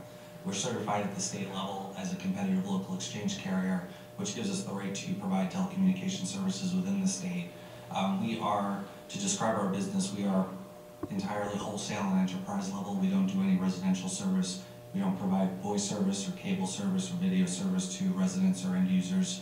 We sell to other companies, other telecommunications companies like ourselves, in this case, one of the wireless companies who's looking to augment their bandwidth within the Puget Sound area. Other typical types of businesses that we sell to would be technology-based companies or large enterprises with multiple locations like hospitals or schools, governments as well sometimes. I think that probably covers what I have, and I know there was a lot of overlap with what your city attorney had already described. I'm primarily here to answer any questions that you might have. Thank you. Any questions or comments? For, I guess, while we have Mr. DeVito up here, let's prioritize. Do we have any questions for him? Anything specifically? Can we skip to Councilman Robson? Yeah, I have a couple of questions. First one has to do with the cable route. So it goes through the city and it connects into a larger cable network in each direction? Yes, that's right. It's part of a large, what we call in the industry, a metro network that we have. It's basically, and I have Robert Hammond here from our company, who's more the engineering side, can get into a little bit more detail. But the general idea is that we build a backbone, a main route along a region, and then we build what we call laterals out to specific sites, which we call points of presence or POPs. In this case, for this customer, the POPs are cell towers that are already existing, but are not currently capable of providing the bandwidth needs that Verizon Wireless requires because of all the mobile downloading and general cell phone usage that we all are fairly familiar with. So what we do is we install the fiber and then continue to own the fiber as the telecommunications company, and we lease capacity off of that fiber to, in this case, Verizon Wireless or other businesses that need the telecommunications bandwidth. Thank you. Any other questions? For them? I have one. Councilmember McGill. When I read your proposal, you said where lines were existing above ground, that's where your routing would go. The only place it would go underground is where there's existing conduit in place? That's my understanding. That's what the Director of Public Works would like us to do. Okay. And I would really appreciate a readable map, if that's something that you could provide to the city.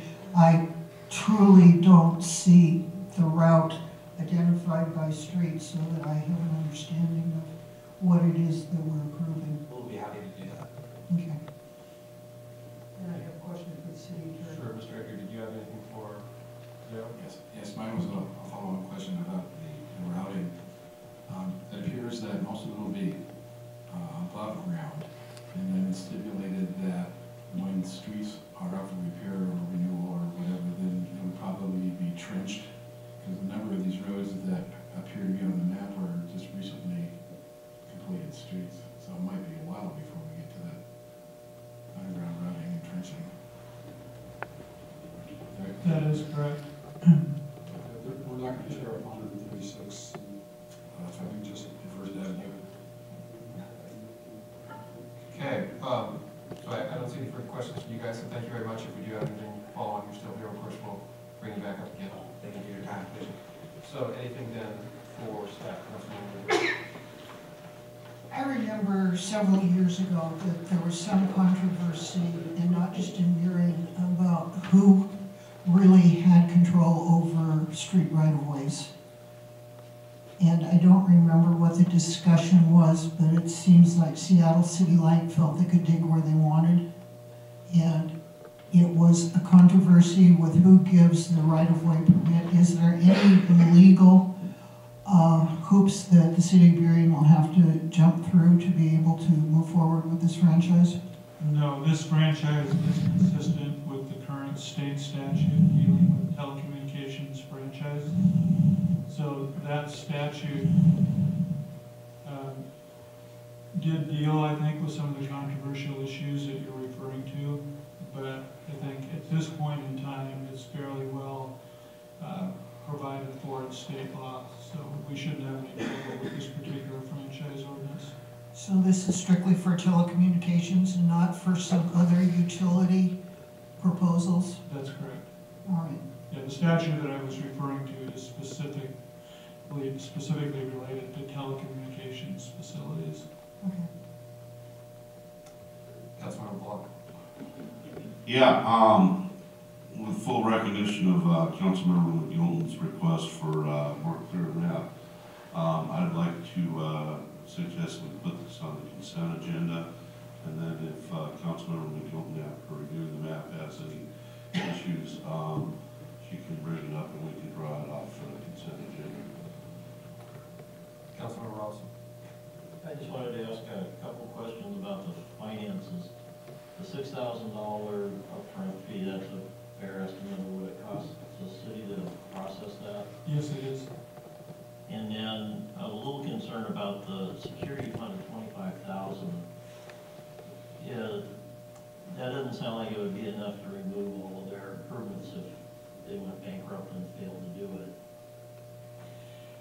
They will have to provide a more substantial performance bond that would be at least 100%. It says 125%, but while they're working in the right of way. Right. Once they're done working, and they don't even keep that bond anymore. My concern is what happens if they, not that I have any question about the viability of the company, but what happens if they fail and end up abandoning improvements in our rights of way that we get stuck having to remove. All we have is the $25,000 security fund. That is true. I guess I think from the staff's perspective, we were seeing the specter or the possibility of that happening is actually an advantage to the city, being able to make use of the fiber. It seems to me it's an asset that would be a marketable commodity. We would take ownership of it if right. They abandoned it. Right. I think the first recourse would be under the franchise. If we don't want to, if we don't see any use of it, we could require them to remove it. But as you're indicating, if they don't have the financial wherewithal to do that, that wouldn't be a viable option. Right. We could sell it if we go to market. Yes, we could. Quick question, how many terabytes are you anticipating? I think that would be for Mr. Hammond. Do you know that? I'm sorry, what? How many terabytes? Depends on the size of the equipment that they install. The capacity of the fiber is, there'll be multiple strands of fiber, is pretty close to unlimited. Just depends on how much size equipment you install to transmit. And I'm okay with putting it on the consent agenda. Okay, seeing no further comments or questions, everyone else okay with the consent agenda? With the caveat, because Councilor McGilton has. Of course, I mean, you can always pull it off. Okay, thank you very much, Mr. Knudsen. Thank you, Representative Senzeo. So we're well past 9 o'clock. We've still got city business and council reports, so I would propose that we push everything else unless there's something else necessary to discuss tonight. I have a comment. Sure. Looking at the March 18th agenda, there are 12 items listed on our next meeting.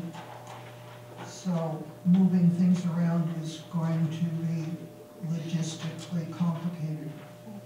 So if we could have the city manager look at not only where we're moving them, but how we can portion them through the I'd be glad to take a look at that. Some of those are pretty pro forma. yeah, they are, but I calculated it to be something more than 4 hours just looking at the March 18th agenda. Well, clearly, yes, I'll be glad to look at it. Yeah. I'm wondering, should I put the solid waste interlocal agreement on the consent agenda? Could we do a 5-minute presentation, Mr. Knudsen, and move it to the consent agenda? That's fine with me. You already had a presentation on this item previously. Really, the only additional information was the answers to the questions Councilmember Block raised, which are on page 277 of the agenda. And I did talk to Councilmember Block on the phone and also briefly before the meeting tonight.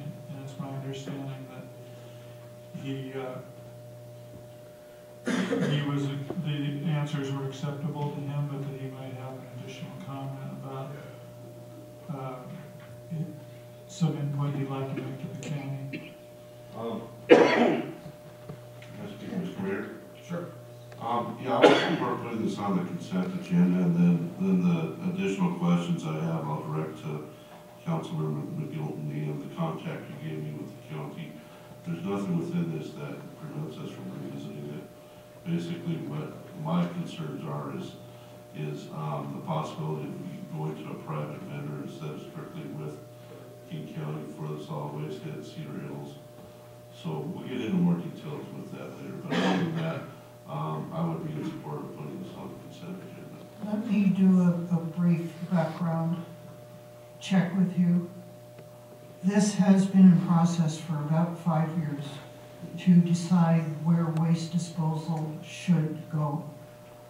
The current rate that goes to Cedar Hills that we pay is about $120 a ton. Seattle pays $145 a ton to send their waste to, they actually send their waste to Oregon by train. There are economies of scale in these 37 cities signing up to this agreement within the next month because of the need to get the bonds issued for the transfer station upgrades. These are transfer stations that were built in 1967, so they definitely need some help. Waste is mandated to go to Cedar Hills through 2025, which is the why we get a lower rate than Seattle. When Cedar Hills closes, then that's the opportunity to discuss other means of disposal. One is burning garbage, another is sending it to several landfills in eastern Washington. But that discussion will start when Cedar Hills is said to be full. That's not part of this interlocal agreement. The big issue with why it took 18 months and several people and lots of lawyers involved in this was what happens if Cedar Hills fails. There's a major earthquake and Cedar Hills collapses. Who pays for it? The cities all wanted the county to pick up the bill. The county said no, it's going to be apportioned through reserve funds, through insurance claims, through various ways of assuring that someone else beside a city's general fund will be impacted. The idea of going to a private vendor is very low on the list. And I think the easiest thing for you to do to understand it is to go through the matrix item by item, and that lists all of the discussion items that are included in the interlocal agreement in great detail. And it explains a lot of the questions that you may have. So start there. If you have questions, I'd be glad to spend as much time as I need, but going to a private vendor won't happen until Cedar Hills is full. Okay. Well, I did go through the matrix. I'm trying to do this for the sake of brevity. We'll call you. Okay. And there were some other questions as Mr. Knudsen really. So anyway, for the sake of brevity, I would support putting this on the consent agenda. Okay, do we have for that? Seeing that we do, we'll knock that one off. And then, Mr. Martin?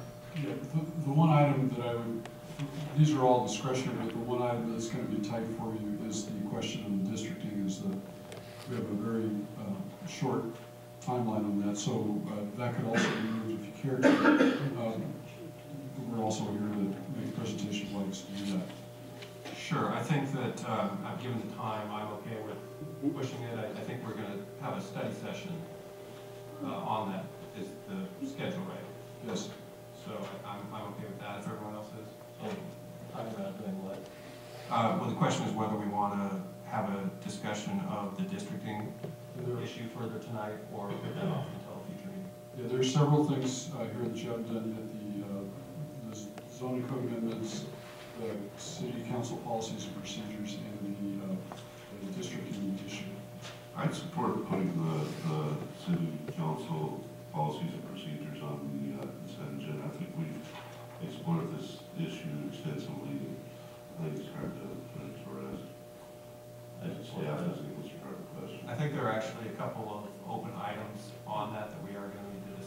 There are two items that did not, council did not reach consensus on. So hopefully we can have that discussion quickly, though, and it's not something that we have to decide. That's correct. On a certain timeline, so I That's would correct. propose. I stand corrected, I thought we had dealt with that. I just happened to discuss it with staff, trying to work through that, because I missed one of the meetings where we discussed it. So, given that, then I would propose that we push the other stuff and continue on to the city managers, or the city business, if that's okay with everyone else. Are we doing the districting then only on the 25th? I think we're gonna kind of see where we can fit it in. Yeah, I'll get back to you on that one. The intent was basically to have it every time we meet until we resolve it, Well, including the study session. I'd like to have it on our next agenda. We need to move forward specifically on the question of how far we're going to go exploring it. I mean, it doesn't do any good to spend a lot of time talking about how many districts are going to be drawn until we decided that we're even going to do it. Yeah, no, I agree. I think one of the major questions is going to be, how, if we want to proceed, and if so, how, right? We haven't really considered that. All we've had is an initial discussion of it. Well, it's getting late tonight, but we've got information in the package that we didn't have previously. I would like to have this on the next agenda to probably take a vote as to whether or not we can move forward with it. Well, but we do have the study session then scheduled, I think, to discuss this. So We have to make this decision by April 10th. Then, well, if we wanted to go forward this year, we have to. if we wanted it for this election. I'd like it on the next agenda. Okay. Council meeting. Yeah, no, I agree. And then I guess we can decide what to do about the study That session. would be the 18th. Are we going to have a full council on the 18th, as far as we know? I hope so. Since you were looking this way, my surgery's not till April 15th, so I'll be here. Okay. So, do we have consensus then to go ahead and push this to the next meeting and then discuss how we're going to potentially move forward if we are? Okay. With that, then, can we move to city business? Yeah, and there's nothing terribly urgent here. I'd be glad to answer any questions the council has. Councilmember Block. Thank you, Mr. Mayor. Two issues. The one brought up by Mr. West concerning the issue with foreclosed home and the city's participation in that. I'd like to see staff's response on that issue. The other one is graffiti removal at the Cal brought, I think it was J.J. Weeks, forgive me if I misspelled it. Pardon? J.J. Cowan. Cowan? Conley. Conley, okay, thank you. Yeah, anyway, my question is what is staff's response time and goal for responding to instances like this? I happen to know that, and Craig can speak to this well, we get a lot of complaints from that area that we respond to almost daily.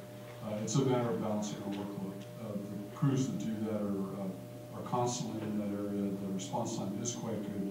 There is a lot of tagging. We remove it as frequently as we can. It does compete with other activities such as drainage issues that the public works maintenance folks do. So we are spending an enormous amount of time up there. And I would take a little bit of issue with the notion that we're not being responsive. To the contrary, I'd say we're being very responsive. We have other things we have to do. It's simply a matter of balancing resources. And every time we get a complaint, we note it, and we get to it just as quickly as we can. Sometimes it's as early as the next day. Sometimes it's later in the week. Sometimes we bundle these things together. Sometimes it's weather dependent. But we make this a major focus, and we only have so many resources. We do our best with it. We have, graffiti in other places. The city councilman director brought to my attention some graffiti in City Hall, the old City Hall.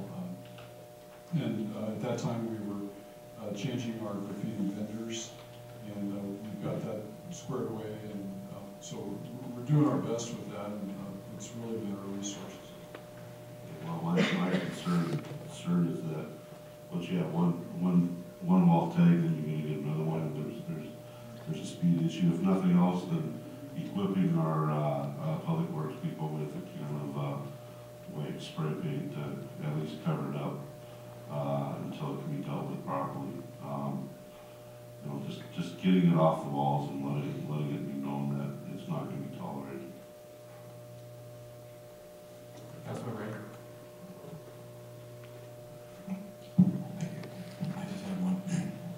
I just have one follow-up question. Item D on page 370, whatever it is. Can you share what the results of that meeting was that you had on the 27th? Yeah, that was the one I was actually going to mention if we had time. So, yeah, I met with the city of Seattle, King County, both fire districts, city of Tukwila, and the library district, to kind of sort out where to from here in terms of the North Highland area. It was interesting in that nobody had really any insight that I think would give you an aha moment. And the discussion was somewhat attenuated because after talking about kind of this history of the annexation up there and what had caused ours, the annexation, first annexation to succeed and the next one to fail, and Tuckwilla's interaction with the city of Seattle, I think it was generally agreed that advancing an annexation in that area is probably not a function of the agency proposing the annexation. Those folks are not ready to be annexed, and it really, I think there's general agreement around the table that until that was surmounted, there was probably not a lot that could be done to cause that area to annex. So it really wasn't a question of whether Burien or Seattle could provide more or better services at a more or lesser cost. It was really a matter that the folks in that area weren't ready to be annexed. So the actual discussion about the annexation were relatively short. It was about a 3-hour meeting. The first hour was kind of talking about some of the mechanical issues. The rest of it was spent in private caucuses with the agencies talking to the facilitator in private for almost an equal amount of time, and then we recessed until March 13th.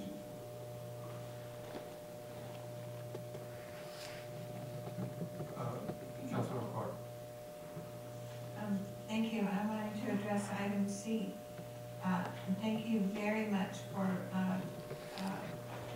causing the production of those 2 educational videos. I've often wanted to use Channel 21 in this fashion, and I accidentally caught the one being broadcast with Sergeant McLaughlin, and I thought it was really, really good. So I'm looking forward to the one on CARES, and I'm hoping in the future we can do more of that. So thank you very much. Councilman Robinson. I just want to follow on the question that came up about the abatement, and what I would ask is if we could get a written description of the abatement process and what happens. I expect that the answer to the citizen question is that no, the city doesn't subsidize banks. I'm sorry. Properties. I was thinking your regards. I think there's more to that particular issue. Right, and I'd appreciate, rather than take up council time, a written briefing that can be put in the council packet that describes the process and maybe addresses that specific one. And I would point out that the bankruptcy document that you had up there only expresses the debtor's intention as to the property. That's a summary, and one of the documents that the debtor submitted with his bankruptcy would be a statement of intentions. And so he would state his intention to abandon the property and allow it to be foreclosed. That doesn't mean that the bank had already foreclosed it at that point. One of the problems that we've run into the last few years is banks sitting on properties sometimes for years before they do a foreclosure. That's why we came up with the ordinance that makes the bank responsible even if they haven't foreclosed yet. We'd be glad to provide you with a Deputy Mayor, go ahead.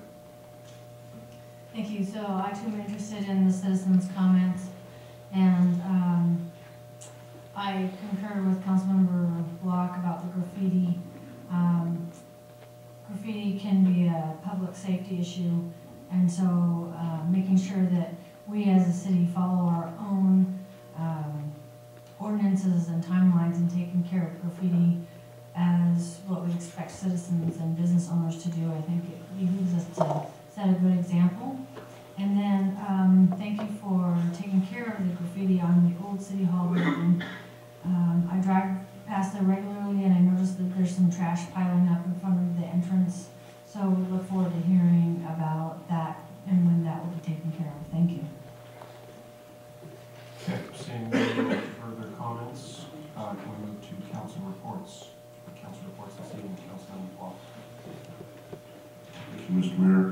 I forwarded to you all a email I received from Seattle Park Commissioner Tom Albro. Some of you may have received it individually. He has expressed an interest in order to attract more people to serve on the Seattle Park Commission and in recognition of the time involved in that service to raise the salary for the Seattle Park Commission to equal that of a state representative. I intend to go to the Park Commission meeting tomorrow and express my personal, I want to express that again, my personal support for that. Commissioner Albro asked me to inquire of you if there was a desire on the part of the City Council to express an official expression of support for that issue.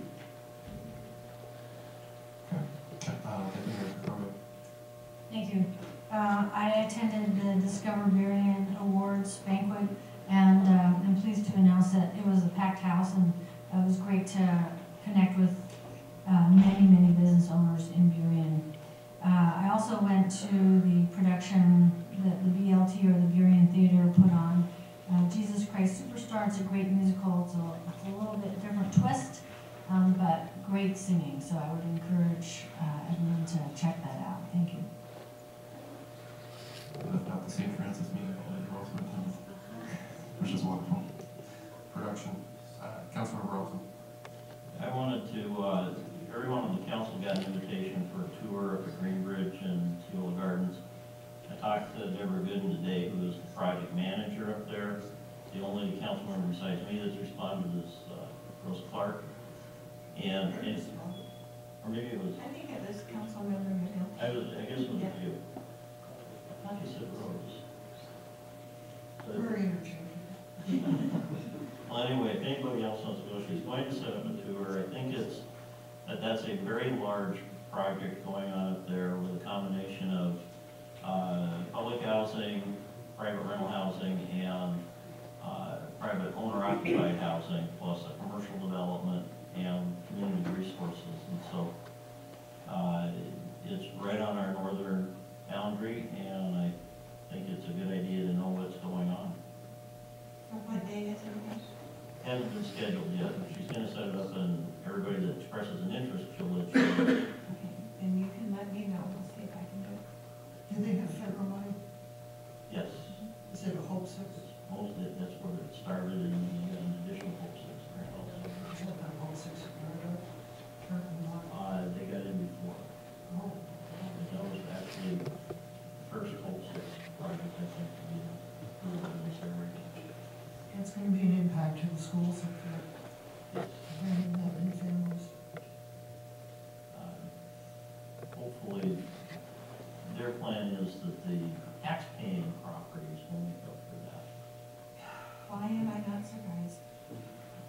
Okay, so we have a request from Councilmember Block to support Port Commissioner Albro's proposal. Do we have agreement to do that, or do you want further information? Don't see, no, I don't see head nods on that, so I don't know if More than just the messenger, so. Okay, so thank you for that. Personally, I will tell you, I've been amazed at the work they do for the amount of money, but I don't really have an understanding what Commissioner Alvaro's proposal is or alternate. So with that, I don't see any. May I make one suggestion? We have a lot of items, not a lot of items, but items that are very meaty that we were not able to get to tonight. So rather than have the staff have to assemble a new packet, I think you can hang on to whatever is already printed for those items, and maybe save one tree, half a tree, some trees. I'm good with that. Wonderful proposal. Save no disagreement. Let's go ahead and do our best to do that. Is it possible to, I don't know, it's tough to try to bring them back. So Jerry, you said that work for you? For the, I'll hang on to the stuff. If I pull out the stuff, I'm going to be consulting and keep it. So We're happy to put it all back together. We had some of it give to us, some to take home. It's just easier if we just do it all together. I now have 6 copies of the council policies and procedures that I've been saving. I think I can hang on to this one very comfortably. I'm entirely electronic, I have no